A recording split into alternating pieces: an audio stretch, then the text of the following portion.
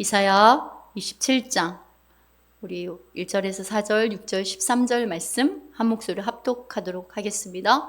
그날에 여호와께서 그의 견고하고 크고 강한 칼로 날랜 뱀 니어야단 곧 꼬불꼬불한 뱀 니어야단을 벌하시며 바다에 있는 용을 죽이시리라. 그날에 너희는 아름다운 포도원을 두고 노래를 부를지어다.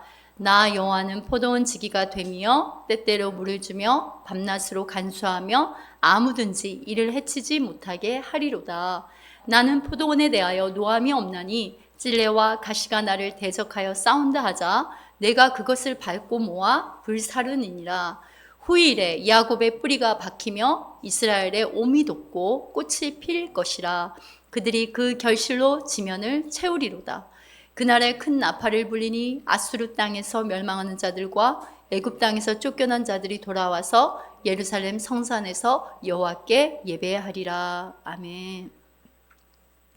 이사야는 아름다운 포도원이 들 포도를 맺어 심판을 받는다는 5장의 내용과는 다르게 27장에서는 아마 여러분 매일 성경으로 어제 본문이었을 거예요. 그쵸? 27장에서는 은혜로 회복된 새 포도원에 관한 희망의 노래를 부릅니다. 이 새 포도원의 기쁨의 노래를 주시기까지 하나님이 우리에게 주신 구원이 어떤 의미인지 지난주 우리 함께 살펴보았어요.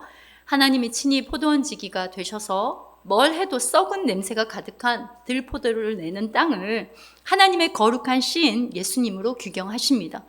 또 하나님이 원하시는, 하나님이 기뻐하신 유일한 첫 열매인 예수님이라는 포도나무를 친히 심으세요.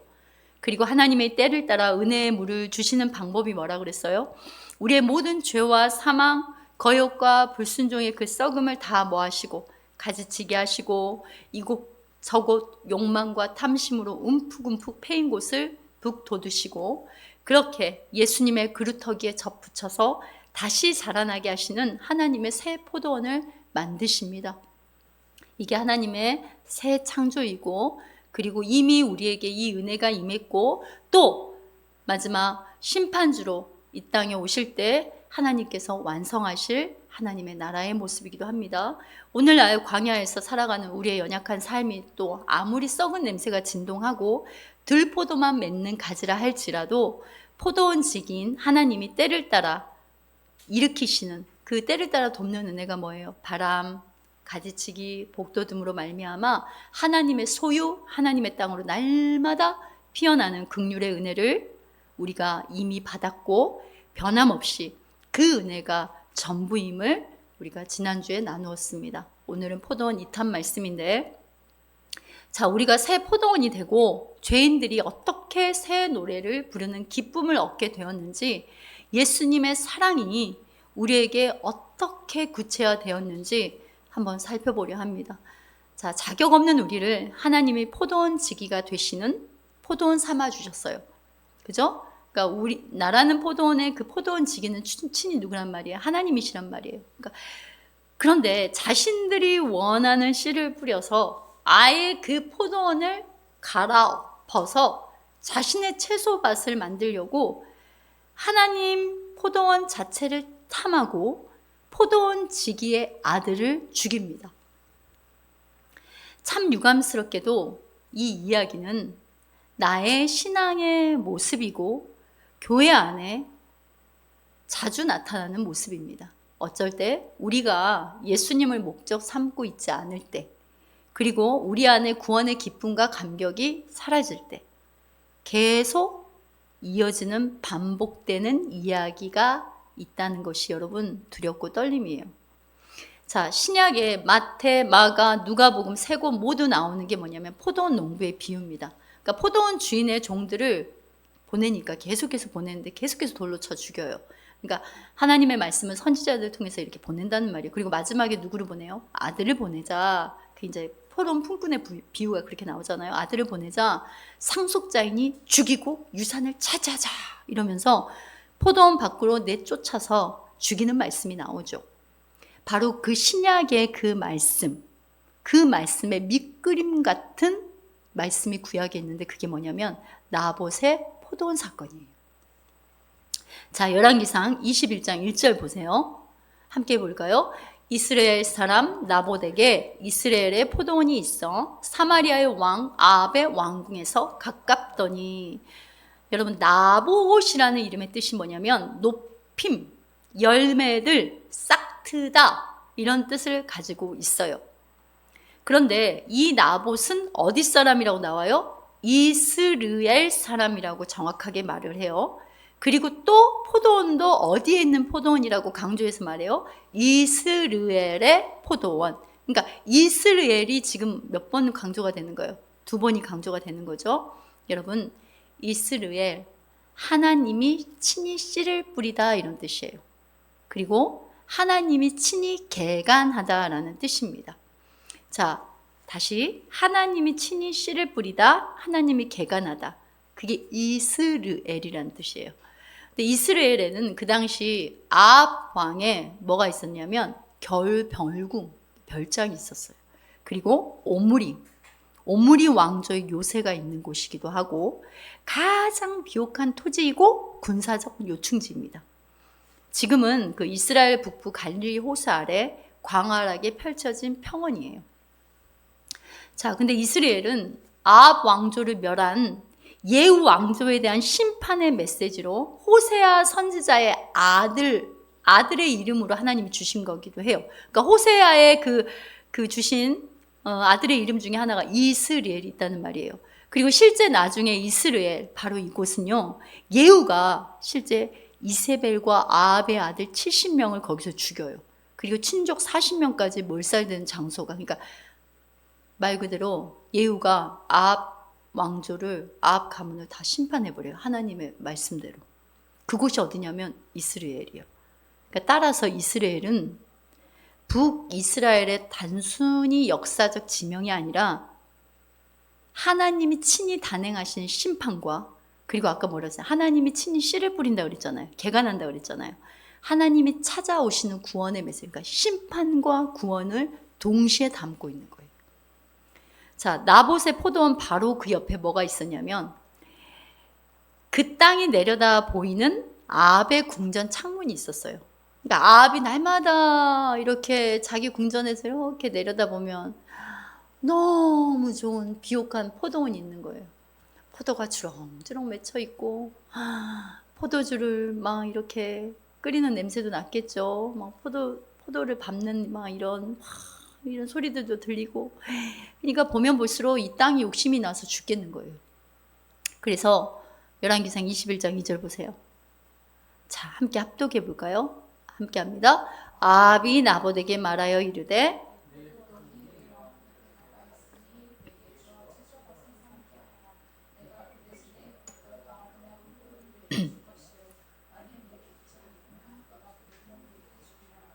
뭐예요? 너 포도원 좀 팔아라. 제발 좀 팔아라. 그러면 내가 더 좋은 땅을 줄게. 아니면 웃돈, 그죠? 웃돈을 더 얹어 주어서, 돈을 더 주어서 쳐줄 테니까 팔아라, 이렇게 한 거예요. 그런데 열왕기상 21장 3절 보세요. 나봇의 대답은 단칼입니다. 보세요. 뭐예요? 내 조상의 유산을 왕에게 주기를 여호와께서 금하실지로다. 여호와께서 금하신다고 해요. 그러니까 여러분, 아합이 두 말도 않고 낑낑거리고 근심하고 돌아가요. 왜 그럴까요? 하나님의 말씀을 알고 있기 때문에 그러는 거예요. 자, 레위기 25장 23절 보세요. 레위기 25장 23절 보면 뭐라고 나와요? 땅을 못 판다 그러잖아요. 땅은 누구 거라고요? 하나님의 거. 너희는 뭐라고요? 나그네다. 그리고 잠시 와서 사는 임시 거주자일 뿐이다. 이게 하나님이 주신 말씀이니까 땅을 팔 수가 없는 거예요. 자, 성경에서 여러분 땅 예레츠는 하나님의 영이 거하시는 성전이자 언약 그 자체예요. 그리고 또 예수님으로 완성될 우리 교회 성도를 말하기도 한단 말입니다. 결국 아합이 자신을 위해 만들겠다는 그 채소밭은 하나님이 친히 씨를 뿌리다라는 이스라엘과 하나님의 돌보심을 받은 백성이라는 포도원의 그 뜻에 내재되어 있는 하나님의 전적인 은혜로 말미암아 예수 그리스도를 통해서 하나님이 준비하는 그 교회, 새 땅이 되는 그 은혜와 대치되는 뭐예요? 소위 창세기에 하나님같이 되겠다. 그러니까 자기가 선악과를 한번 심어보겠다라는 거하고 다를 게 있어요, 없어요? 없어요. 보세요. 하나님이 주신 땅이고 땅은 하나님의 것인데 그 포도원을 갈아엎어서 지 뭐 만들겠다는 거야? 채소밭. 그래가지고 나봇은 세상 어떤 이런 아합 왕의 명령이 아니라 하나님의 언약을 말씀을 붙드는데 목숨을 거는 거예요. 그러나 아합은 어때요? 하나님의 언약이고 뭐고 하나님의 그냥 땅은 아까 뭐라고 그랬어요? 하나님의 영이 거하시는 곳이라고 그랬잖아요. 그러니까 하나님의 영이 거하는 성전과 같은 그거 그냥 다 갈아엎고 자신의 채소밭을 만들겠다는 무서운 열심에 눈이 그냥 돌아간 거예요. 나봇이 거절하자 어쩐 줄 알아요? 자리에 들어 누워가지고 아예 얼굴을 돌리고 음식도 먹지 않아요. 애들 삐지면 어떡합니까? 침대에 들어 누워가지고 벽 보고 밥 먹어 그래도 안 먹어 이러죠. 열왕기상 21장 4절 보세요. 마음이 답답하여 왕궁으로 돌아와 침상에 누워 얼굴을 돌리고 식사를 아니하니 제 말이 아니죠? 그러니까 음식도 안 먹었다는 소리예요. 보세요. 그럴싸한 왕으로 포장은 했어요. 그런데 자기 연민, 그죠? 자기 뜻대로 안 되면은 이렇게 뭐 우울에 빠지거나 분노에 빠진 게 자기 연민이거든요. 자기 숭배거든요. 이 궁전 안에 지금 들어 누워 있는 거예요. 언약이고 뭐고 하나님 말씀을 어겨서라도 내가 원하는 것을 얻고자 하는 자기 숭배에 빠진 전형적인 모습인 거예요. 때마침 아주 악독한 여자 누구? 아내 누구? 이세벨, 그죠? 이세벨이 딱 들어오더니 아니 당신은 왜 밥도 안 먹고 그러고 있냐? 당신 왕이 맞냐? 여러분 당신이 지금 이스라엘의 왕입니까? 이렇게 말을 해요. 그러면 이 말이 무슨 뜻이에요? 당신이 왕이 맞냐? 이 말은 이세벨의 뜻이 이런 거예요. 왕이면 가지면 되지 뭐가 문제인데? 이런 말이에요. 이세벨은 누구예요? 아합이 정략견으로 받아들인 페니키아 시돈 왕 옛바알이 뭔지 아세요? 바알과 함께 한 자라는 거예요. 그러니까 바알 신을 아주 열정적으로 숭배하는 숭배자라는 거예요. 그러니까 바알과 하나 된 거. 그죠? 옛바알의 딸이라는 말이에요. 딸. 그러니까 이 이세벨이요. 이스라엘에 뭐예요? 이 바알 신앙을 갖고 들어왔어요. 곳곳에 산당들 다 세우고. 자, 이세벨이 그 밤에 어떻게 해요? 남편이 할 일 지가 다 해요. 뭐 어때? 그거 뺐으면 되지. 아주 악독한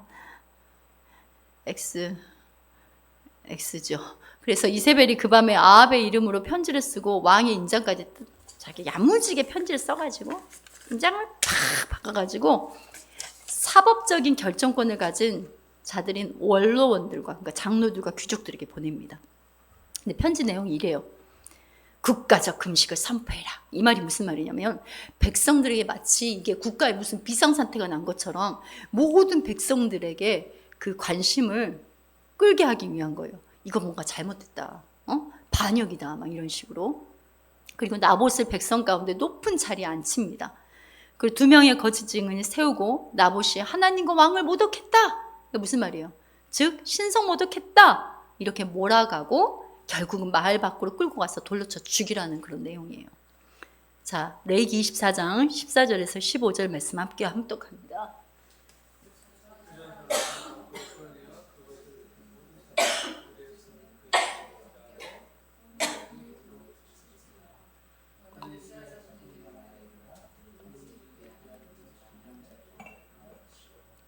자, 어때요? 신성 모독은 어떻게 하라는 거예요? 바깥으로 데리고 나가서 어떻게 해요? 죽이라는 거잖아요. 자, 열왕기상 21장 11절 보세요. 근데 어떻게 했다고요? 그 성읍에 사는 장로와 귀족들이 이세벨의 지시 곧 그가 자기들에게 쓴 대로 어떻게 했다고요? 다 했다고요. 그럼 여러분 이 한 구절에서 우리가 무엇을 알 수 있어요? 지금 나봇을 죽인 것은 이세벨 혼자가 아니라 편지를 받고 이세벨의 개가 되어서 공마한 자들. 그죠? 장로들과 이 원로들. 그죠? 이 귀족들. 그리고 재판이 불법임을 뻔히 알면서도 그게 말하지 않는 누구들? 마을 사람들. 마을 사람은 다 알죠. 왜냐하면 이 나봇이 자기 조상 대대로 이거 유산으로 이걸 경작했다는 거 알잖아. 누가 봐도 이게 나봇 건지 안단 말이에요. 근데 뭐 했어요? 입을 싹 닦았다는 소리. 특히 이때 또 2명의 불량배들을 사죠. 그러니까 2명의 불량자들, 건달들, 그러니까 가장 악독한 자를 가리켜요. 언어를 보면은. 자, 이 두 사람한테 말을 넣어주죠. 거짓 증언하라고. 그래서 이세벨의 개가 되어서 이세벨이 사주한 대로 나봇이 하나님과 임금을 저주했다고, 즉 신성모독을 했다는 거짓 증언을 합니다. 자, 21장 13절 보세요. 나봇이, 자, 불량배 두 사람이 들어와서 어떻게 했다고요? 나봇이 하나님과 왕을 뭐 했다? 저주하였다. 근데 여러분, 저기에 저주하였다라는 단어 있죠. 저주하였다.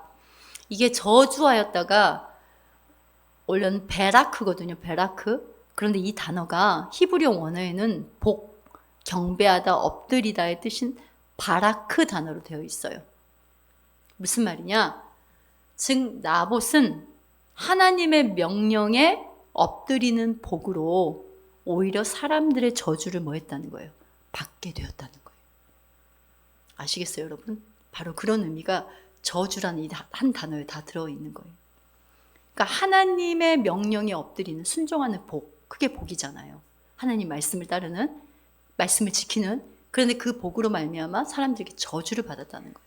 그러니까 언어의 약간 유의처럼 이 단어에 그걸 숨겨놓은 거예요. 나봇은 하나님의 땅으로 보존하고 지켜가는데 하나님의 자리, 하나님의 방법을 선택하는데 목숨을 걸었고, 아합은 자신이 만들고자 한 채소밭을 위해서 율법의 정당한 절차란 형식을 빌려서 사악한 살인을 저지른 거예요. 그러니까 율법을 아주 잘 수행하는 거룩한 재판을 다 연 거예요.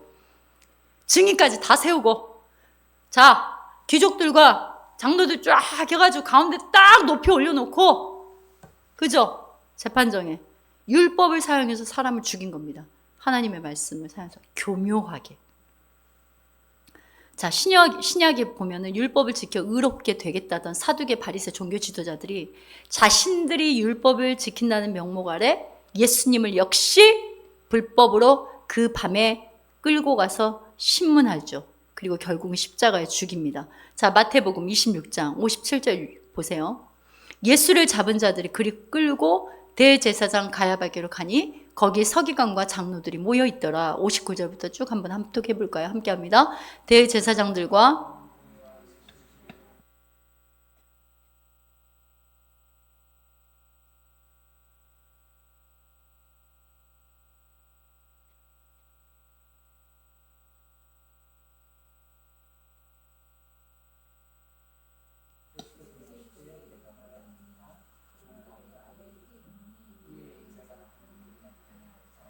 하늘 구름을 타고 오는 것을 너희가 보리라 하시니, 이에 대제사장이 자기 옷을 찢으며 이르되 그가 신성모독하는 말을 하였으니 어찌 더 증인을 요구하리요? 보라, 너희가 지금 이 신성모독하는 말을 들었도다. 어때요, 여러분? 지금 똑같죠? 똑같이 재현되고 있지 않습니까? 결국은 열왕기상 21장 9절 보면은 나봇을 백성 가운데 높이 앉힌 후에, 앉혔다고 하잖아요. 나봇을 성 밖으로 끌고 와서 돌로 쳐서 죽입니다, 여러분. 여기서 높이라는 단어 베로시는요, 높은 자리가 아니고 첫 번째 자리, 그러니까 사람의 첫 줄이라는 의미예요. 사람의 첫 줄. 자, 그러면 유대인의 왕이란, 예수님이 십자가에서 자 매달리셨을 때 그 십자가의 팻말이 뭐라고 그러냐면 유대인의 왕이라고. 그러니까 사람들이 뭐예요? 자칭 유대인의 왕이라 그렇게 쓰라고 했는데 어때요? 본디오 빌라도가 유대인의 왕이라고 쓰라고 했어요. 그래서 유대인의 왕이라는 높이 걸린 팻말 아래 부활의 첫 열매이신, 그죠? 예수님이 성문 밖에서 죽임을 당하십니다. 히브리서 13장 12절 보세요. 그러므로 예수께서도 자기의 피로 백성을 거룩하게 하시려고 성문 밖에서 고난을 받으셨습니다. 여러분, 자신들의 신전에서 왕 노릇해야 하는데 나봇이 걸림돌이니까 율법의 틀에 높이 앉혀 죽이는 지금과 아합과 이세벨을 포함한 모든 이들의 모습들은 오늘날 바로 우리의 실제이기도 합니다. 우리가 예수님을 목적 삼지 않고 우리 안에 구원의 기쁨과 감격이 사라지고 우리가 신앙이 바알 신앙이 되고 세속화가 되면 우리도 하나님 앞에 이렇게 할 수밖에 없는 죄인이라는 것을 우리가 오늘 이 본문을 통해서 알 수 있어야 돼요. 무슨 말이에요, 목사님? 난 예배도 잘 드리고 말씀도 열심히 읽고 기도도 많이 하는데 찬양도 열정적으로 하고 헌신도 많이 하는데 봉사도 많이 하는데 무슨 말이에요? 너무 목사님 막 비판적으로 부정적으로 말하는 거 아니에요? 그러나 여러분, 우리는 하나님 보시기에 없다한가? 코람데오. 그쵸? 예수님이라는 포도나무에 붙어있는 가지가 아니라 혹시라도 내 심중에 가꾸고자 하는 나의 채소밭을 위함이 먼저인지 우리 자신을 말씀 앞에 스스로 시험해 보아야 해요. 그러니까 너희 자신을 시험해 보라 라고 했잖아요. 그쵸? 그러니까 내 심중에 가꾸자 하는 나의 채소밭을 위함이 먼저인지를 우리는 항상 말씀 앞에 돌아봐야 된다는 말이에요. 자, 거짓 회개와 피해자 코스프레를 하다가 이세벨이 짠 판에 나봇이 죽고 없어지자 아합이 일어나서 그 포도원을 차지하기 위해서 나봇의 포도원으로 갑니다. 아주 간사하죠. 여러분 한번 그 장면을 한번 생각을 해보세요. 자기는 뭐라고 그래요? 그 마치 휴지 안 대고 코 푼 것처럼, 그쵸? 가만히 등 돌리고 밥 안 먹고 방구석에 처박혀 있다가 이세벨 자기 마누라가 판을 짜가지고 이렇게 해놓으니까 한번 가볼까? 이러면서 옷 입고 나가는, 얼마나 사악합니까? 그죠? 이 포도원이 내 거라고. 이제 포도원에 딱 가가지고 이 포도원이 내 거라고. 아우, 와, 브라보는 안 했겠네 그때. 이러고 있을 때 하나님이 딱 누구를 움직이시냐면 엘리야를 보내요. 그래가지고 개들이 나봇의 피를 핥은 곳에서 아합 너 피를 핥을 것이다 이래요. 응? 너도 이렇게 개들한테 네 피가 핥아서 죽을 거다. 그리고 이스라엘 성읍 곁에서 이세벨도 개들에게 뜯어먹힐 거다. 너희들이 그렇게 죽을 거라고 하나님 딱 말씀을 선포합니다. 결국 자기를 왕 삼는 우상의 왕 아합은 어떻게 최후를 맞이한 줄 아세요? 열왕기상 22장 30절 34절 보면은 여호사밧에게 이르되 나는 변장하고 전쟁터로 들어가려고 하노니 당신은 왕복을 입으소서. 자, 그러면 무슨 말이에요? 지금 저 아합을 말하는데 아합이 자기는 변장을 한 거예요. 왕의 옷을 안 입었다는 소리예요. 그러니까 이스라엘의 왕이 변장하고 전쟁터로 들어가니라. 34절 보세요. 그런데 군인 한 사람이 무심코, 보세요. 제가 집사님을 딱 저 갑옷에 이음새, 오늘 또 딱 이음새 있는 옷을 입고 왔네. 저 리본 있는 데를 갖다가 내가 딱 관역을 해가지고 일부러 딱 조중해서 이렇게 맞춘 게 아니라 뭘 무심코 이렇게 보다가 띵 이렇게 쐈다는 소리예요. 그런데 명중이 돼버렸어요. 그러니까 화살이 갑옷 가슴막이 이음새. 보세요. 그 갑옷은 이렇게 하고 이렇게 하고 이음새가 여기 있단 말이에요. 어떻게 그 미세한 틈에 가가지고 팍 박혀가지고 뚫고 들어갔다는 소리예요. 저게 그러니까 어떤 본문이냐면 아합이 유다왕 여호사밧과 동맹을 맺어서 아람을 공격하는 전장에서 미가야 선지자를 통해서 하나님 말씀을 보냈는데도 하나님 말씀을 개소리 취급하더니 변장을 해도 어때요? 변장을 해요. 지는 병사 옷을 입었어요. 근데 그냥 무심코 아마 이랬을 거야. 병사 하나가 이렇게 가다가 이렇게 그냥 쌌는데 그냥 확 그게 밝힌 거라는 말이에요. 또한 이세벨을 포함한 아합의 가문은 후에 예후에 의해서 저 나봇을 죽인 바로 저 이스라엘 포도밭에 시체로 던져집니다. 그래서 나중에 예후가 그래도 갔다가 묻어주라고 이제 명령을 하는데 가봤더니 해골하고 이렇게 사지뼈만 나고 없어졌다고 그래요. 아예 누가 와서 개들이 와서 다 뜯어 먹어버린 거예요. 하나님의 말씀대로 됐죠. 그러니까 이스라엘의 밭에서 아까 이스라엘 뭐라고 그랬어요? 심판을 단행하는 곳이자 하나님께서 친히 씨를 뿌리다 개가 나다는 뜻이잖아요. 그러니까 뭐예요?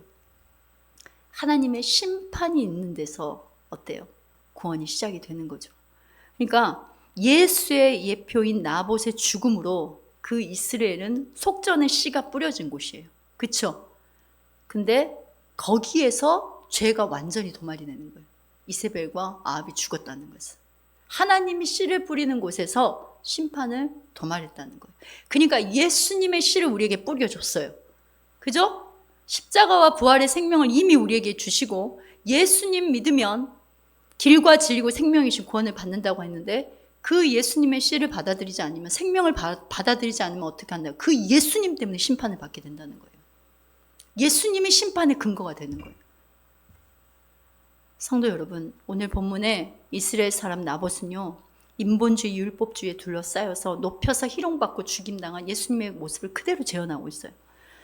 눈에 보이는 땅에 집착하는 아합에게 나봇의 포도원은 자신의 바벨 땅을 만드는데 방해되는 그냥 발로 차서 반드시 넘어뜨려야 되는 거치는 돌밖에 안 되는 거예요. 자, 예수님은요, 성도 교회의 존재 자체의 기초돌이고 모퉁이돌이십니다. 자, 에베소서 2장 20절 보세요. 우리 함께 합독해 볼까요? 너희는 사도들과 선지자들의 터 위에. 여러분, 예수님이 모든 내 삶의 존재, 인생의 부르심의 기초돌이에요. 근데 자아의 돌로 완벽함, 인정받으려고 하고, 거절당하면 안 되고, 실수하면 안 되고, 내 자존심 세워야 되고, 완벽해야 되고, 능력 있어야 되고, 누리고 있어야 되고, 이런 이 자아라는 돌 위에 나를 세우려 하는 게 여러분 뭐예요? 아합의 길입니다. 이게 이세벨의 길이에요. 깨어지고 부셔져서 다시 주님 손에 이끄시는 대로, 주님이 부르시는 대로, 주님이 예비하시는 대로 몽글몽글 만져지는 흙 한 줌으로 돌아가는 게 가장 평안한 상태인 거예요, 여러분. 그러니까 예수님이 기초돌인데 어느새 우리는 그 기초돌이 예수님을 잃어버려요. 그냥 망각을 해버리고 잊어버리고 망각을 해버리고 그 위에 자기의 막 돌들을 세워서 계속 쌓는 거예요. 그러면 그거 어떻게 해요? 계속 쌓을수록 위험하죠. 그게 무너져야죠.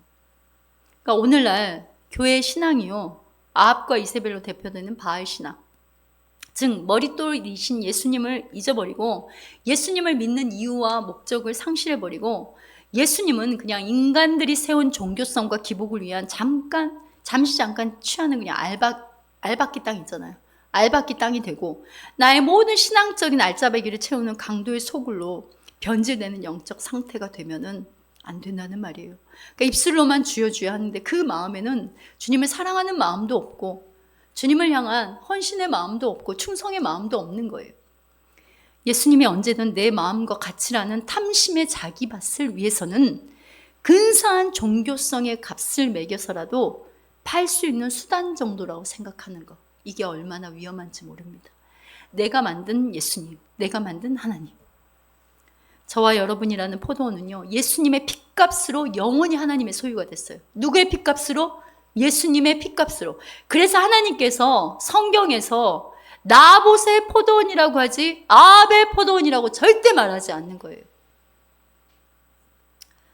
자, 성도 여러분, 이사야 27장에 새 포도원의 노래가 울려 퍼지기까지 하나님이 어떤 분이시고 아들 예수를 통해 무엇을 나타내시는지 우리는 이것을 신구약 전체적으로 그 포도원의 본문이 무엇을 말하고 있는지를 보면서 깨달아야 해요. 첫 번째, 우리들이 얼마나 간악한 죄인이고 우리들의 그 숨은 간사함이 하나님의 아들 예수를 죽였어요. 나는 예수를 안 죽였는데요? 아닙니다. 우리 모두가 예수를 죽였어요. 내 멋대로 망쳐버린 나라는 포도원에 하나님이 인간의 몸을 입고 예수님으로 오셔서 죽으십니다. 예수님의 핏값으로 새 창조되고 새 노래가 울려 퍼지는 포도원이 된 거예요. 예수님의 핏값으로. 예수님의 핏값이 없으면 우리는 하나님의 자녀도 될 수 없었고, 즉 하나님이 포도원 지기가 되는, 하나님이 친히 가꾸시는 포도원이 되지 못했다는 말입니다. 두 번째, 초림 예수님은 죽임당하신 어린 양 구속의 주로 오셨지만 장차 오실 재림주 예수님은 심판주이십니다. 구속과 모든 심판을 아들을 통해서, 예수 그리스도를 통해서 하시는 하나님을 깨달아야 하는 거예요. 그래서 우리가 육신의 때가 있을 때, 은혜 받고 구원받을 때에 예수님을 믿어야 하는 거예요. 세 번째, 에덴 동산을 자기의 채소밭으로 황무지가 되게 한 이 아합 같은 죄인인 우리를 예수님의 죽으심과 부활, 예수님이 보내신 보혜사 성령을 통해 하나님의 아들로, 교회로, 신부로 삼아주시고 구원과 회개의 은혜를 주셨습니다. 아멘이시죠, 여러분? 그러기에 우리가 하나님 앞에 예배자로 오늘도 예수 피를 힘입어 이 자리에 있을 수 있는 거예요. 죄로 던져져 개가 빨아먹는 시체로 피 범벅이 될 우리의 심판의 자리에 예수님이 던져져서 나의 죄를 장사 지낸 거예요. 그래서 골고다 돌무더기, 돌무더기가 친히 되신 분이 예수님이란 말입니다. 예수님이 늘 명분과 형식, 변장의 능수능란한 뿌리부터 죄인인 바로 나라는 아합의 죄를 매다는 관역이 되어서 사망의 권세를 명중시키신 거예요. 그리고 내가 세운 소위 신앙이라는 목적에 도달하기 위해서 예수님이라는 간판을 내걸고 예수님을 그냥 높이는 척 매달고 무엇보다도 앞세워 그냥 세우는 척 그런 쇼를 하며 예수님을 밀어내는 인간 불도저 같은 이세벨, 그렇죠? 그런 우리는 이세벨의 그 자리에 있었지만 죽음의 자리에서 살려주신 전능하신 하나님이 바로 예수님이라는 거예요. 구원의 주 하나님. 자, 이스르에 하나님이 무엇을 뿌렸다? 구원의 씨를 뿌리셨다. 하나님이 친히 뿌린 씨, 예수님으로 인해 자기를 왕 삼는 참혹한 죄인의 심령인 땅이 우리가 아합이고 이세벨이었잖아요. 신부 교회가 되어지는 것이 바로 뭐라는 겁니까, 여러분? 구원이라는 거예요. 그래서 새 포도원이 되고 또 그 새 포도원에서 새 노래가 불려지기까지 하나님이 예수님을 통해 우리에게 무엇을 하셨는지 우리는 이 구원의 은혜와 감격을 날마다 기억하고 되새김질하고 날마다 그리스도의 복음으로 우리 심령이 그 복음을 먹어야 되는 거예요. 나는 풀은 마르고 꽃은 시들어도 1.1획도 변함이 없고 그림자도 없는 전능하신 하나님의 말씀을 생명보다 귀하게 여기는 나봇 예수 교회인가? 아니면 세속화된 합리주의 이성주의로 뭐 세상이 이러는데 뭐 그리 복잡하게 예수 믿냐? 시대가 시대인 만큼 형편에 따라 예수 믿고 형편에 따라 예배하면 되지. 이런 내 안에 인본 바벨의 자아 명령에 순응하는 아합과 이세벨과 같은 교회인가? 오직 우리는 오늘 살아계신 말씀 앞에 서야 합니다, 여러분. 말씀은요, 내게 주신 하나님의 말씀이에요. 내 영혼을 주신 하나님의 말씀이란 말입니다. 그러니까 여러분이 말씀을 들을 때 뭐 괜찮다 마데카솔 하나님, 후시딘 하나님 아니고 말씀은 영과 육과 관절과 골수를 찔러 쪼개고 내 안에 숨어있는 간악함, 간사함, 내 안에 숨어있는 거역들 이런 것들을 꺼내시면서 아, 내가 이렇게 죄인이구나. 그런데 하나님이 나를 구원하셨구나. 그 은혜가 이렇게 크구나. 그 은혜 앞에 감격하면서 다시 그 은혜로 돌아가는 게 바로 하나님 그리스도의 말씀이고 예배 자리에 날마다 그런 은혜가 일어나야 되는 거예요, 여러분. 자기의 채소밭이라는 자기같이 명분의 하나님의 말씀을 의도적으로 파괴하는 것이 아니라 여러분, 그러니까 우리는 자기를 부인하고 말씀을 듣는 것, 전능하신 하나님 앞에서 그 말씀을 듣는 것, 그것이 우리가 이 땅을 살아가면서 해야 될 유일한 것인 거예요, 여러분. 들음은 믿음에서 납니다, 여러분. 그리고 그리스도의 말씀을 들으면서 믿음이 난다는 말이에요. 우리 모두는 감히 상상할 수 없는 하나님의 한량없는 은혜를 받았습니다. 아멘이세요, 여러분? 아멘이십니까? 그래서 우리의 찬양이 우리의 맨 첫 줄에서 우리의 죄의 가장 높은 자리에 앉혀져 매달리신 우리 주님 달리신 십자가와 그 부활의 생명, 그 은혜를 생각하며 부르는 새 포도원의 감사의 기쁨의 노래가 되어야 하는 거예요, 여러분. 그래서 항상 기뻐해라, 쉬지 말고 기도해라, 범사에 감사해라 하신 이유가 뭔지 아세요, 여러분? 이런 은혜를 우리가 이미 받았기 때문에 그러는 거예요. 지금부터는 예수를 갈아엎어서 혹시라도 내 채소밭을 치장하는 그런 삶, 그런 마음들이 있었다면 그게 아니라 나를 저 아름다운 포도원으로 새 노래를 주시기 위해 친히 핏값이 되신 예수님으로 인해 내 심령의 땅이 갈아엎어지는 은혜인 오히려 내 약함을 자랑하는 예배자와 예배자의 삶이 되시길 소망합니다. 하나님 앞에서 강한 척, 있는 척, 괜찮은 척, 근사한 척 신앙의 어떤 나 정도면 하는 이런 거 다 소용없어요. 하나님, 나는 연약하고 나는 아무것도 아니라고. 나는 오늘도 은혜가 없고 그 은혜를 깨닫지 않으면 살아갈 수 없는 죄인이라고. 이 고백이 오히려 더 솔직하고 담백하고 하나님 기뻐하시는 겁니다, 여러분. 오늘도 신실함과 성실하심으로 포도원을 친히 가꾸시는 하나님의 손길에 감사하는 새 노래인 감사와 찬양이 성도 여러분들의 삶에, 마음에 가득 넘치기를 우리 주 예수님 이름으로 축원합니다. 아멘.